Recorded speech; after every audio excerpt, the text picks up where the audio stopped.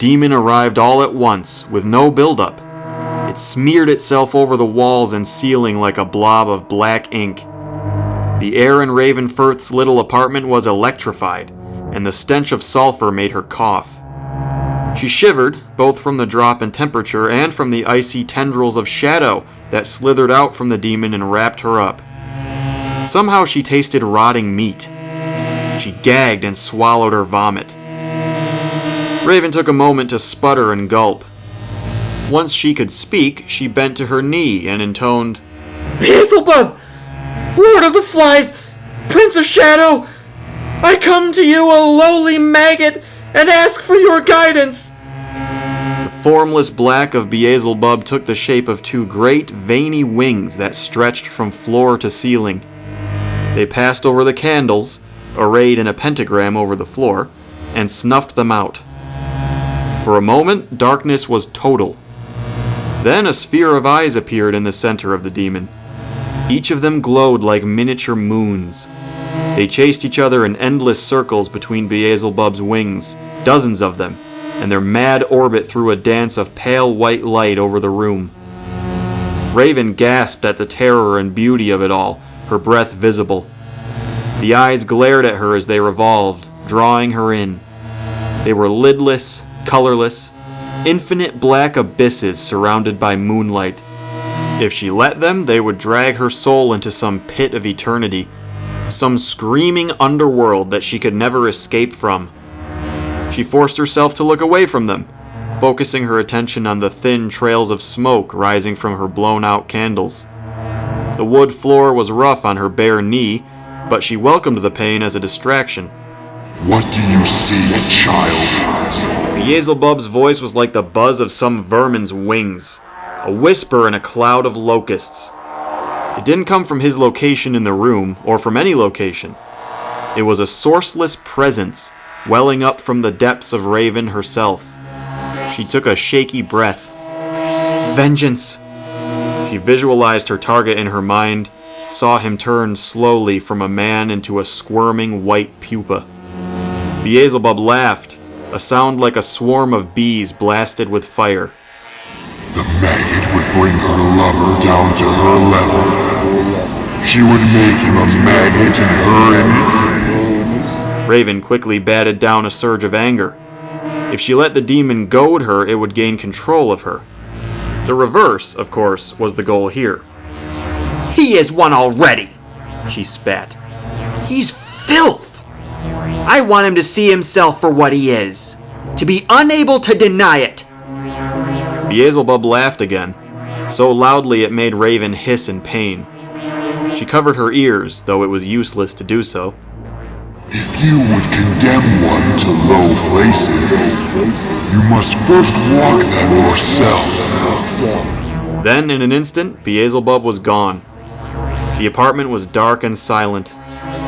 There was a general charge to the atmosphere, a residual pressure, but this faded quickly as the room warmed up again. "What the fuck?" Raven asked her empty home. "Hey! What the fuck?" She thought about trying to re-summon the demon to demand clarification, or maybe some kind of spiritual refund. But she fell as she tried to stand, suddenly overcome with exhaustion so deep that even thought was an impossible burden. A distant, foggy notion came over her that she should crawl to bed, but she was unconscious before she could twitch a finger.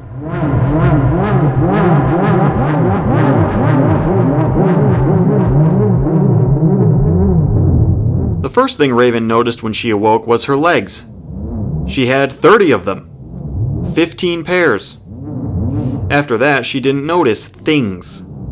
Her perception was consumed by vibration. The world was an endless, raging sea of it, each wave distinct in its size and character, and smell. Beings and objects no longer had sense, they were sense. Smell was as tangible and solid as matter had been before. Before what? Raven wiggled her antennae, and from these tiny movements a new tsunami of smells washed over her. Something was wrong. She shouldn't have had antennae, and she definitely should not have had 30 legs. She tried to look around, But vision didn't mean as much to her as it used to. It was lower resolution, mostly an interplay of light and shadow. There were vague, blurry shapes, but not much else. This wasn't a tragedy. You didn't need sight when smell told you so much. Pulses of vibration coursed through each of her legs, though the intensity varied with each limb.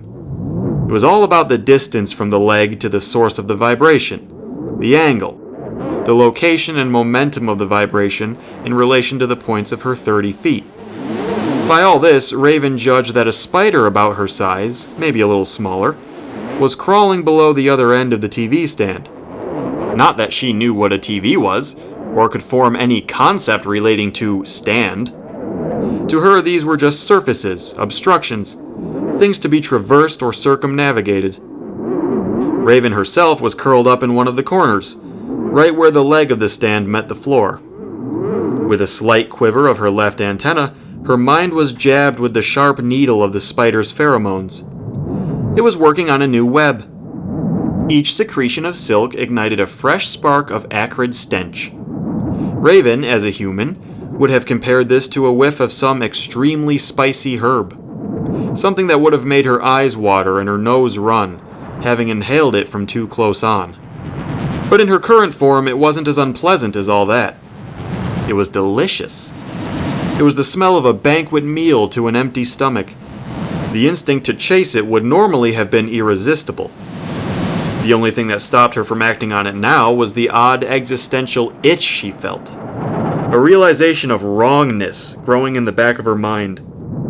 Reality had taken a bad turn somehow.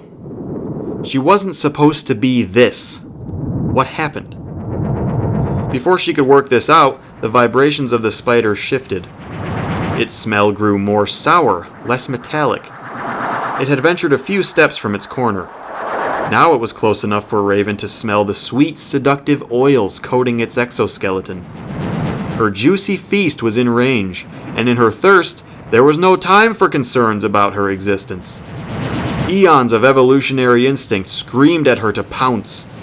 She was too near to her prey, and too fast for it to escape. She rocketed toward it. Her legs were a rapid-fire orchestra. Their smooth harmony propelled her so fast that it felt like flight. If she had been human, she would have laughed from pure exhilaration. She was a living roller coaster. The spider sensed her bearing down on it and tried to dart away, out into the open air of the living room. But it was hopeless. Raven was on it in less than a second. She crashed into it and knocked it on its side. Her backside coiled around the spider's body. Every one of her legs drummed against its soft, moist form, wearing down its defenses. The legs of the spider kicked helplessly and twitched in agony as Raven sunk her forciples into its back. The spider's blood and other fluids seeped into her mouth and flowed over her forciples like a gentle massage. Raven moaned internally with ecstasy. Her pleasure pulsed in several rapid bursts before exploding in a feeling that reminded her of orgasm. Venom ejaculated from her forciples and into the open wound of the spider. In her mind, she screamed with delight. But the delight quickly turned to horror as she realized what she was doing, and thereby what she was. As the venom took effect and the spider's desperate fighting lulled, the hold her new instincts had on her lessened. A ghost of reflective human thought returned to Raven, and through it, horror evolved into despair, disgust, delirium. Her body remained on autopilot and began its feast. The meat of the spider was still delicious. The unborn eggs it carried were a delicacy, like a fine and rare sauce. But Raven couldn't stand her own enjoyment of it. Her worm-like frame unwrapped itself from the spider and she studied it, felt the blood and euphoria of victory running through it. Her antennae jiggled, savoring the aroma of the spider's open innards. She couldn't form words yet, couldn't even remember what they were. But if she could have, her entire sense of self would have been reduced to one. No. Everything the word did or could signify, revulsion, grief, rejection of being itself. This was how she now defined herself. It was all she had left. If she went any further than no, than the negation of what was, she would be left with a truth she knew would shatter her. That she had become vermin itself. She had become a centipede.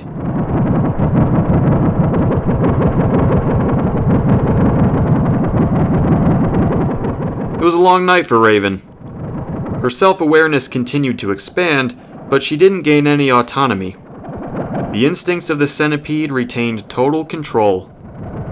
All she could do was watch, and taste, and feel. Most of the night was spent eating the spider, with intermittent breaks spent wandering the dusty floor beneath the TV stand. A few intriguing vibrations caught her attention. There may have been a couple silverfish scuttling on the other side of the room, but she wasn't hungry enough to do anything about them. Eventually, morning brightened the edges of the floor outside the stand, like the coming of a tide. It brought a sluggish warmth to all of her legs. Between that and her full belly, it was a relief to give in to sleep.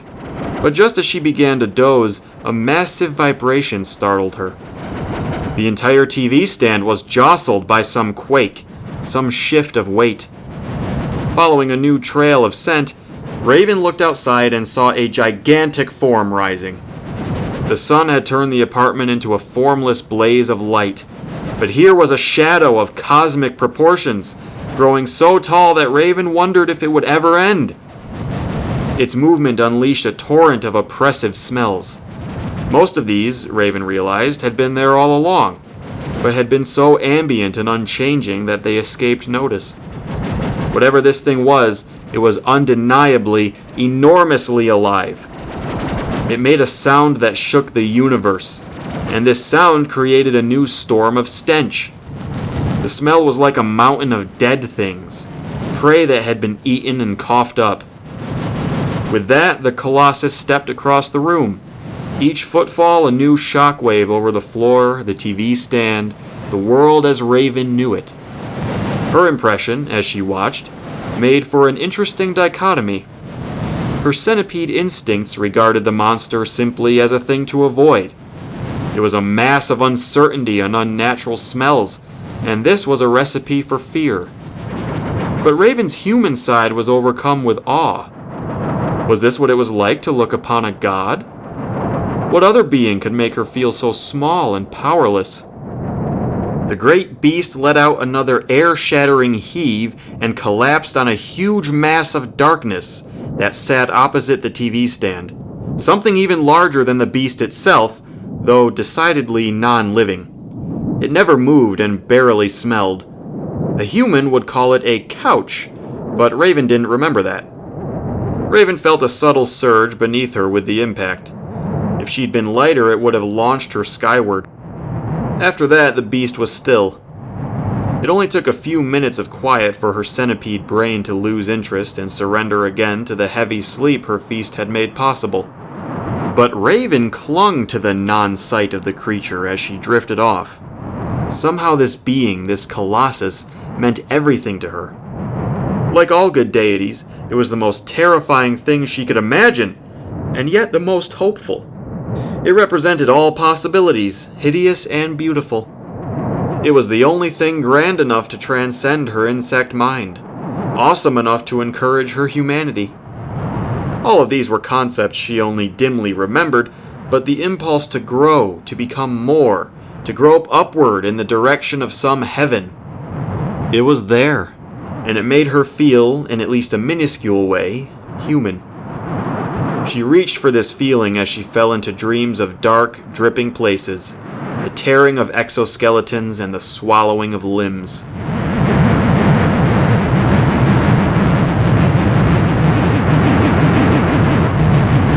Raven woke up at dusk. The beast had gotten more active during the day.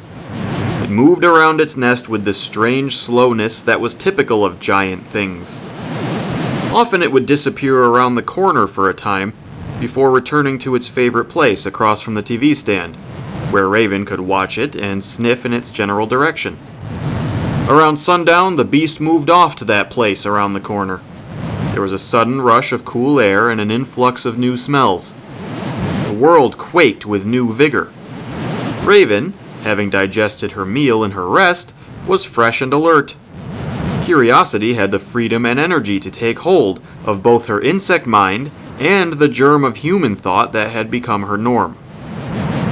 She journeyed across the dank, unkempt landscape that was her home, and all the way to the back wall that this TV stand sat against. She trudged over clumps of dust and human hair that were like steep, unsteady hills. When she reached the wall, she climbed it. There was a thrill to this. She rose higher and higher, like walking up the side of a skyscraper, though that may have just been a projection of humanity. For the centipede, there wasn't much to be thrilled by. To scale a wall was just to wander a forest of intermingling smells amidst the incoherent dance of light and shadow, same as anything else. To walk the ceiling would have been equally unremarkable. So Raven took this little squirt of childlike excitement as a win. Eventually, she reached a height where she could peek over the edge of the television screen. Just as she did, the beast re-entered the room with a second, even larger being. The atmosphere quivered as they threw rapid clicks and drones of noise at each other. Raven found these fascinating. There was something oddly familiar about them. The sounds escalated into an outpouring of acidic smells. They reminded her of the pheromones of some of her prey, only far stronger, almost unbearably so. The two god beings entangled themselves in each other, their darknesses blending together. Bits of thin, billowy shadow fell from them. Were they shedding their skins? That didn't seem right, but Raven couldn't imagine what else might have been happening. They fell together onto the couch blob and writhed. The sounds they made grew harsher as they melded more and more into one mass. Raven's antennae itched as the stench of the god's pheromones became a cloud that filled the room. It was hard for Raven to tell how long this odd ritual went on.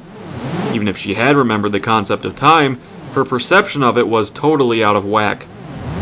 At some point, though, the beasts cried out in unison and released an explosion of new stench. What had been a smoky, drifting odor became a harsh, burning oppression. It seemed to be everywhere at once. Raven retreated downward, back under the TV stand. This helped only slightly. But if the initial stream of scents had been a long, dim burn, this last one was a short, bright blaze. It faded quickly, and Raven's senses cleared up again. The beasts had stopped moving, and communicated now with low, murmuring vibrations. Raven listened to these with appropriate rapture. When gods speak, Raven figured, you pay attention, whether or not you understand. For a long time, she didn't understand. But as her legs grew more acquainted with the reverberations of their talk against the floor, seeds of meaning popped in her mind. Certain hums and buzzes in the gods' conversation would repeat, and with each repetition, Raven felt a needle prick of ancient memory. One of them finally flashed in her eyes, gleaming and brilliant like a religious vision. The. That was a word! Raven remembered! Humans spoke with words! She had once used words! Having remembered one, new words came more easily for her. She crouched down, pressing her long, slender belly against the gritty floor, savoring every vibration of phrase. He, she, was, is, ate, alive, fuck, will, see. Language. This was language, that quintessentially human tool. And Raven was regaining it. She arched upward and jiggled her first few rows of legs, unable to contain her excitement. This was another victory in itself, having asserted such direct control over the centipede's body. She bathed in relief and delight the rest of the evening, until hunger came. Hunger weakened her human will, and strengthened the drive of the insect. She knew that soon she would have to give in and hunt. But she didn't despair. Today was a day of progress. Today she evolved. By the time the gods fell silent, Raven had managed to piece together what could have been called a train of thought. It went something like this. Betrayed me. Let's fuck again. Make him watch. Make him see. Make him feel what I feel.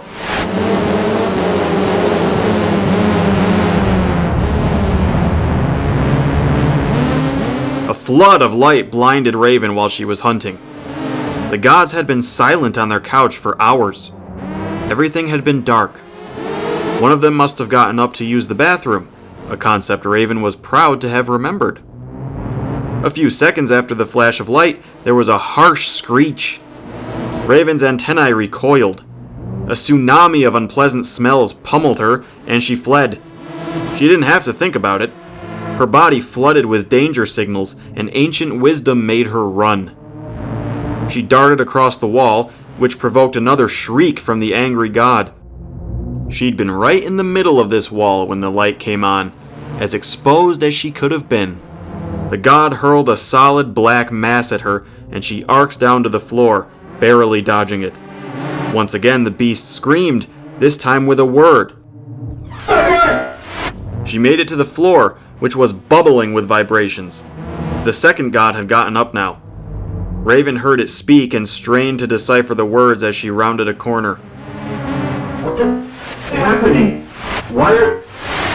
Fucking centipede! The wall! Through my... Fucker ran! The gods followed her around the corner. She was still sprinting, all 30 legs firing, burning. There! Said the second god. Its voice was deeper than its companion, its vibrations longer, more drawn out. They launched another deadly projectile at Raven, which crashed just behind her like an asteroid. There was a thin, dark opening ahead. If she reached it, she would be safe. But her legs were exhausted. She was starving now, dry with thirst. God damn! Cried the first god, the one who lived here. Hate fucking bugs! Finally, Raven reached the gap and dove in. It was a beautiful place, dark and moist, and it turned out the gods had favored her in the end. There was food here.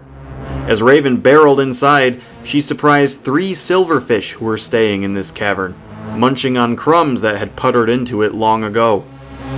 They ran, shooting for the far end of the place where it was darkest. But Raven pounced on the nearest one and stabbed her forciples deep into its back. It twitched and seized, and then grew still as Raven's venom seeped inside. Trusting her venom to subdue her prey, she jumped off, hoping to catch at least one of the others. Her exhilaration at this unexpected buffet had restored some of the energy she lost running from the gods. She chased down the slower of the two and caught it easily. This one she wrapped up with her lower half and held down so she could eat it fresh. It convulsed in manic agony as she bit into its back, breaking its outer shell and chomping down on its warm, juicy insides. The euphoria of a successful hunt consumed most of Raven's senses, but with a dim spark of human thought, she listened for the speech of the gods. She heard the one with the lighter voice say, Have to move out. Cannot live with piece of worthless under my fucking fridge.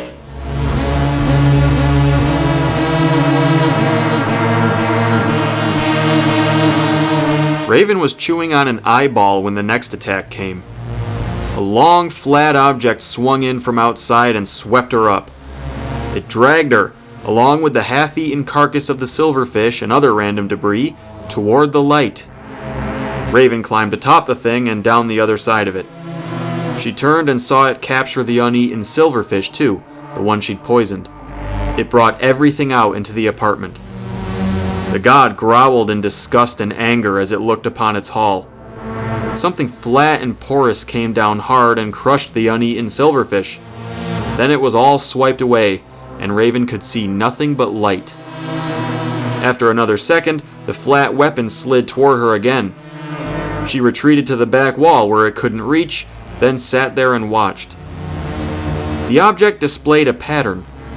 It would lash in from the opening, twist and slide around a bit, and then sweep outside again. After a few iterations of this, the god screamed. That terrified Raven. It was a deafening, powerful sound. The second god appeared and admonished the first. Calm down. It said, It's just fun. hurt anyone. Don't tell me, calm down. I hate damn bugs. But kill other bugs. Oh well, you sound psychopath. It's not a big deal. For some reason, that comment infuriated the first god. She pounded the floor, which felt like an explosion beneath the earth. It's a big deal to me, selfish prick. Okay, who's psychopath? I let stay in my goddamn my home. Don't start acting like him. Is all want from me to do with him? I'm not anti-X. Sign up for that. Their voices reminded Raven of storms. Even her insect mind had heard thunder, though it couldn't have comprehended it. Each wave of anger got more ferocious. The vibrations of their wrath made Raven want to inch away, but she was already tight against the wall. Didn't sign shit. The first god said. Didn't make fucking contract. What are lawyers? Okay. The second god replied. The floor rumbled with the rhythm of the god's march. Where are going? The first god shrieked. Leaving one house fucking wannabe witch. Just like him. You're just him, you lying shit. Raven! The second god bellowed. You're insane! At the sound of her name, the world bent and cracked. Of course! She was Raven! Raven Firth! That was her name! She had a name! She knew what names were! It was so obvious now, just from hearing it. It was so natural, so matter of fact. How could she have forgotten? She wasn't a centipede. She was out there in the apartment. She was a goddess. A change in air pressure itched up her legs. New smells wafted in. Rain, mud, some flowers on a balcony. For a split second, her vision changed. She saw flashes of color. The art and details of the stains and blobs on the floor. But it was over before she could celebrate. Eat a dick and die! She heard herself yell, now with perfect clarity. Suck a fucking horse cock! I'll bury you!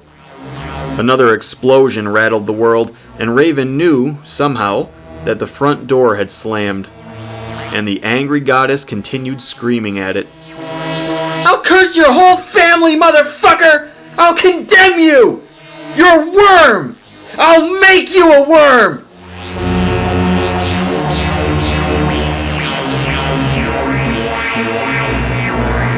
The fight with her boy toy had made God Raven sullen. After a brief hurricane of a tantrum, she plodded into the living room and was quiet.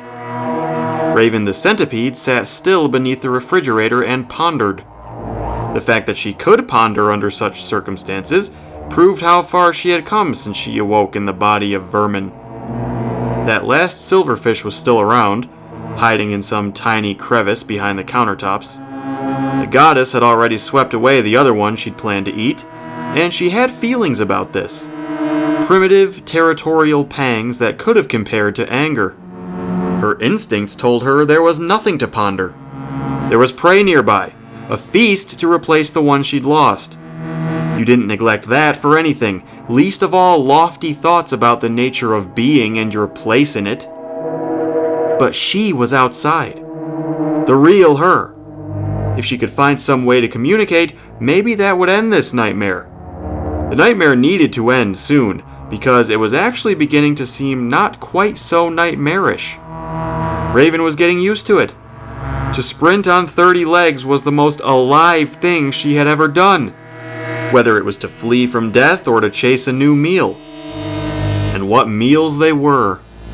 No banquet had ever been so satisfying, so exhilaratingly tasteful as a fresh catch, as the taste of warm blood and still living meat.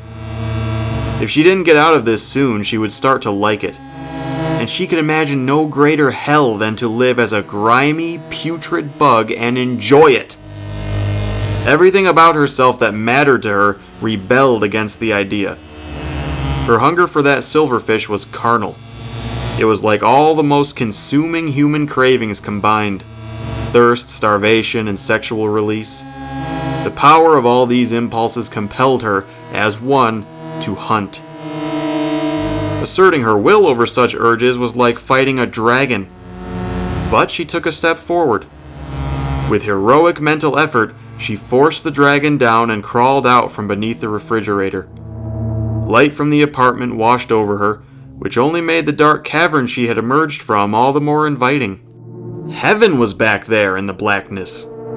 Every pleasure imaginable was hiding in the places that larger beings neglected, and she was walking away from them. The sense of so huge a creature as the goddess were volcanic. She was a teeming mass of biological systems, each with their own distinct odors: breath, flatulence, body oils, saliva, genital discharges, and countless others. They were overwhelming to Raven, but it made it easy not to get lost. She followed the wall of stench back to the living room, and from there to the wall where she'd started, where the TV stand sat. The dragon pulled at Raven as if it had been tied to her with chains. She strained against its weight and climbed the wall. If she'd had a voice, the effort would have made her scream. To make one step was like dragging a boulder, and she had 30 legs. But she made it. She rose over the event horizon of the television and looked upon the world from on high. There was the goddess, a great blob of stinking shadow, watching from her throne with rage that Raven could feel. The goddess gave one of her screeching howls and jumped up. She picked up one of the many dark, barely smelling shapes that comprised the room and stomped toward Raven. The vibrations of her steps battered the wall and threatened to throw Raven off. She held on with all 30 feet and reached toward the goddess with her antennae, making a desperate plea with them. The goddess only needed to hear her, to see some sign of herself in Raven's hideousness. All she needed was a hint of the message, a faint whiff of their commonality, and Raven would be free. She felt this. She knew it. She waved her antennae at the goddess, but the goddess didn't care. She saw no signs, heard no messages, smelled nothing at all. Raven had only a few seconds to realize her failure and was too exhausted now to run. The goddess swung her weapon. It came slowly, mightily, like a moon growing in the sky before colliding with its planet. Raven watched it and felt nothing, having spent everything. When it hit, she felt no pain. There was only a sudden, glorious light, brighter than the sun, and a sound like thunder, stretched and merged with the rolling of waves.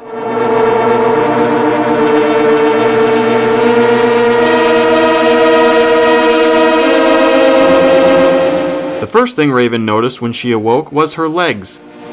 There were only 2. She bolted upright and immediately winced. Her entire right side ached, as if she'd lain on it all night without rolling over. The pain was a blessing, though. The skin on her right arm was red and painted with the patterns of the floor grains. But it was human skin. It was a human arm. She crossed her arms over her chest and moved her hands up and down, from the elbow to the wrist, savoring the feel of her palms against them.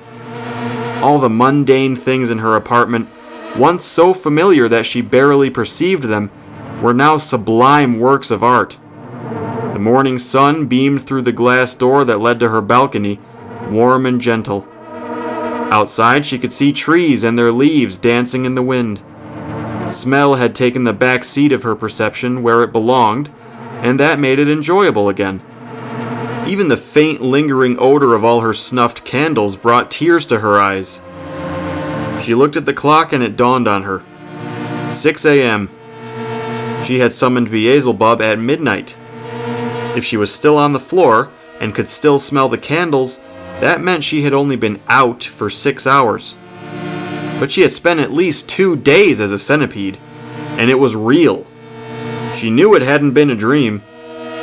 She could still taste the flesh she had eaten, could almost still feel her 30 legs skittering over the floor. Beelzebub had made her a bug. The experience had been more real than her human life, and Raven could imagine no better qualification for a true happening than that. She stood up slowly, working cramps out of her legs. There was no sense, she figured, in getting tangled by questions about the nature of what had happened. Being a witch, she knew better than most that the mysteries of consciousness were deeper than human comprehension and deeper than time. She allowed herself to cry, in relief and joy, and she was grateful to cry. It was over. Nothing else needed to be said or pondered.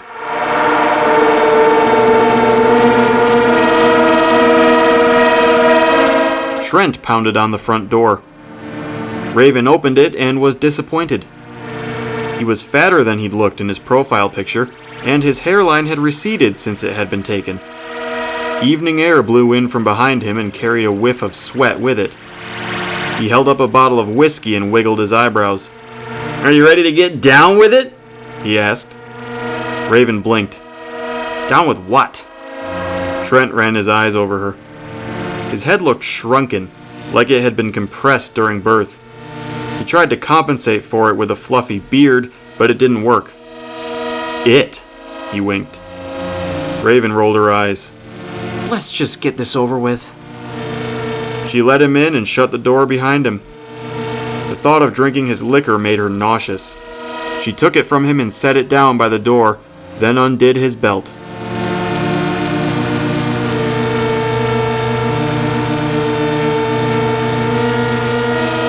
"How come you didn't film it?" Trent asked. They were on the couch, and he had her wrapped in his hairy arms, pressed against his gross body. Raven looked away from him, focusing on a round, craggy dent in the wall above the couch. She'd punched that wall a few months back and left the wound untended. The pink glow from her LED lights made it seem fleshy if you looked at it right, like some saggy, decaying elbow skin. "I don't know," she sighed. "I thought the whole point was to film it." "Yeah, it was." "I thought you wanted to send it to that guy." I know what I wanted to do, she snapped. He stroked her black hair, ran his finger down a streak of artificial white. "So why didn't you?" She smacked his hand away. I didn't feel like it. He tried to lean in for a kiss, tried to be tender. Raven groaned and rolled over him and off the couch. "Well, you sure as hell felt like it yesterday. I've never seen such thirsty texts." Raven glanced at him from the side of her eye, then fished for her clothes and started to dress. "I feel sick," she said. "You mind taking off?" Trent scoffed. "Oh, that's it? What the fuck? I feel like I have been very gentlemanly here." She found his jeans and threw them at him. They landed over his face. He sat that way for a few seconds. When he peeled them off, he glared at her. "Thank you," Raven said, pulling her shirt over her head, "for being such a gentleman and respecting my wishes." Trent got up and dressed. He didn't speak and didn't look at Raven. As he stomped out the door, he grabbed his bottle. "I'm not wasting my whiskey on mediocre cunt." He slammed the door and left. Raven had put gruesome curses on people for tamer comments than that. But now she felt nothing. She sauntered over to her kitchen table, a small black rectangle covered with sigils, totems, and old tarot cards. The cards were all face down. She picked one up and chuckled. The Death card. A skeletal reaper raised a scythe to her, as if in toast. She let the card flutter back down to the tabletop. Yesterday, she would have thought it meant something. Raven felt an odd urge to look in a mirror. She turned for the bathroom and froze. There was something on the wall. Long, dark, and spindly. No way. There was no fucking way. But it was. She stepped closer and studied the creature. Those hideous legs, looking almost like tufts of spiky hair running the length of the body, left no room for doubt. She was staring at a centipede, and it was staring back. Two stringy antennae waved at her, Had they not, she wouldn't have been able to tell the difference between the head and the tail. She wanted to be disgusted, but she couldn't summon it. There was a dull void where all her rage used to be. Without it, she didn't know what to do with herself. It had been fuel. What was she supposed to do now? Just allow the centipede to exist? In her own home? But she felt nothing. These were contrived thoughts, born of habit, not emotion. The motivation to destroy was a memory, a dream.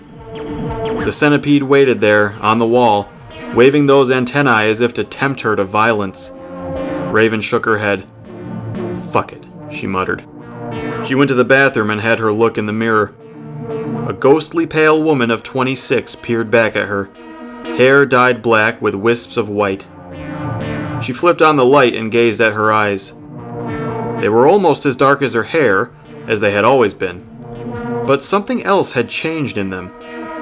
Though they had aged since she last saw them, they were somehow more innocent. They were sharper, clearer, unclouded. They saw what they were looking at, rather than attacking. They scanned the world and left it alone. Raven shut off the light and went back to the living room. The centipede was gone. No doubt it was crawling around in some lightless place that Raven never dusted. It would find some other hidden, creeping thing and kill it. There would be a gory feast. Raven looked through her glass door, out over her balcony and into the woods. The sun had sunk below the trees.